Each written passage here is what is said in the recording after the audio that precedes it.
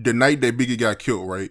How often do you think about that night? Because when I talk to you, I can tell that that night that still get to you, and I can tell, man, that you still replay that night over and over in your head, thinking about what you could have did to avoid Biggie from getting killed. Sometimes I can't get the shit out of my mind, but I have good days, bad days. You got to realize when you hear the music, I go into a restaurant and they playing the Biggie music and they got shit like on the walls of big places I go and I see that shit. And oh man, you was put in a place to try to save this kid's life. And I seen the joy, the pain, I seen all the bullshit unfold.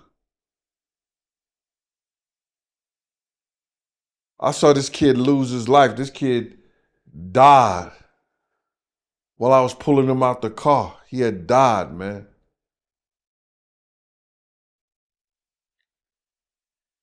That's why I told my life story in my book. That's why I told what I seen and what I felt that night in the book. And the second one is a tearjerker, and it's crazy because I'm telling all the stories in it.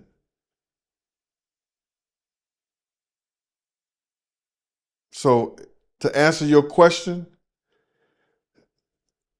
you have your good days, you got your bad days, bro.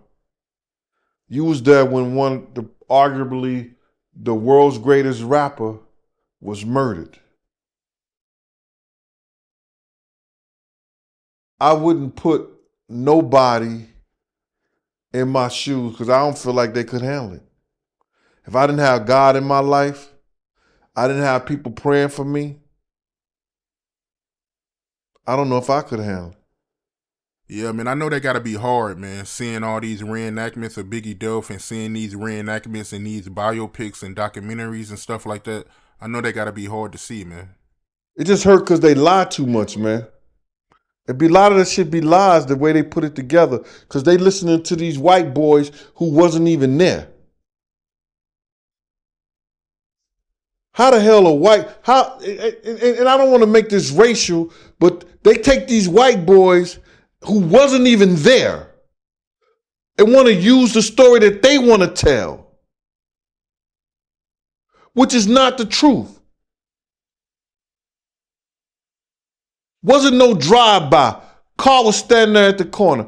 We talk about this shit all the time, bruh.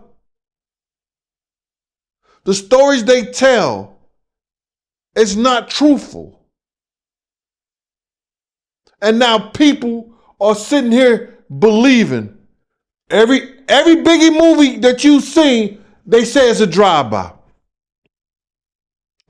When the witness tell you the car was stood right there at the corner, the car was probably there all night. When you go back to that night, right, when Biggie was killed, how does that feel when you think about it now, knowing that Biggie killer was watching y'all that whole night, plotting on killing Biggie? Bruh, before we left Andre Harrell house, Puff told me I didn't have to go. Now, I went because I knew that somebody was going to die that night. Somebody was going to get shot. I did everything in my power to stop it from being Puff. And it wasn't Puff. Because that was my principle. The people that was bodyguarding Big didn't do everything in their power to stop it from being big. And that hurts me. Even though it wasn't my principle. Do you understand what I'm saying? You're right. Bruh, it hurts. Every time you hear his music, every time you see one of these uh murals on the walls. Now they got statues.